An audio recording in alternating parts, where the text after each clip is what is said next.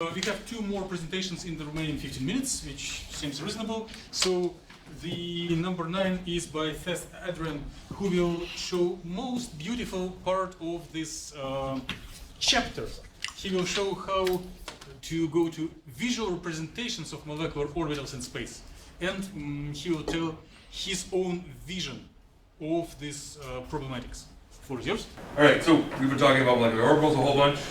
Let's look at them. I mean, you get nice pictures in your textbook of atomic orbitals. So what we want to do is we want to visualize molecular orbitals. Again, molecular orbitals are linear combinations of atomic orbitals, but they have to have the same symmetry, which Zach helpfully discussed.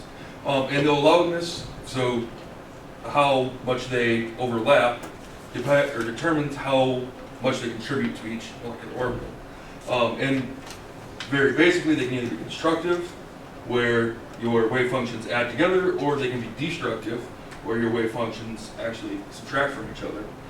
And you can see here the C alpha and C beta, that's supposed to be C beta. They are your cofactors for how much they contribute to each molecular orbital. So, construction of your molecular orbital files. So we got a check file out when we run the calculations. You need to change that to a fcheck file. So use this command, form check. I did O2 because it's a very simple molecule. And I have my check file, and then I tell it the output is a fcheck file. And you get some stuff going on here that tells you, hey, we worked.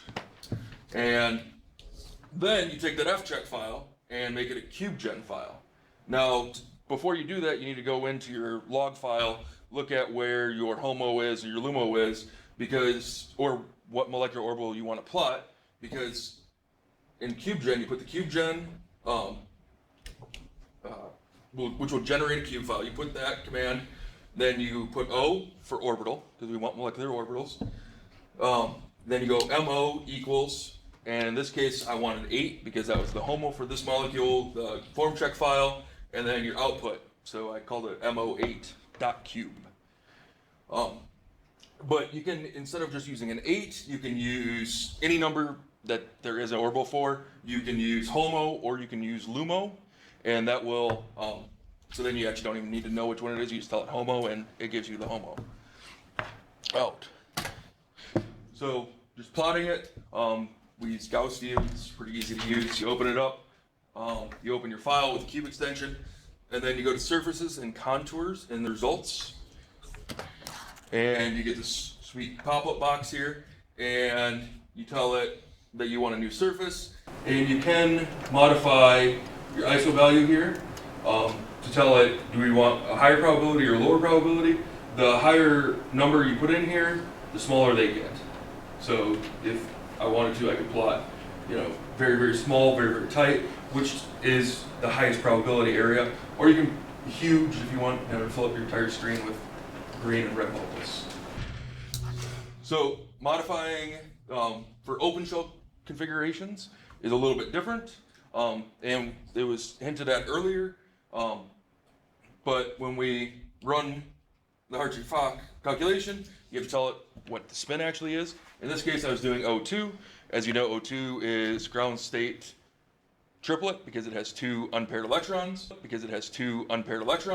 So I had to put it into the triplet state. And I actually ran DZ on it. Here's the molecular orbital configuration. This is calculated from group theory. So it's mathematically rigorous. And you can see 2 unpaired electrons. Let's see how well it actually goes in calculations. And so the alpha here is all of the up electrons, and the beta is all of the down spin electrons. And as you can see, my occupied orbitals, there's 2 more in the up, and where we don't have those occupied orbitals for the down spin, which is what we want.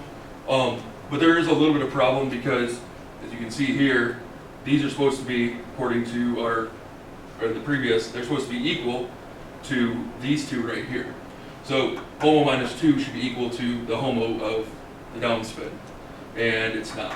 So there's a little bit of calculation error in there. Oh, and so when you do the cube gen for these, you need to change, or in front of MOs, you need to tell it you want the alpha or the beta. You have to put a little A or a B. Say, I want alpha or I want beta. Tell it which one you want.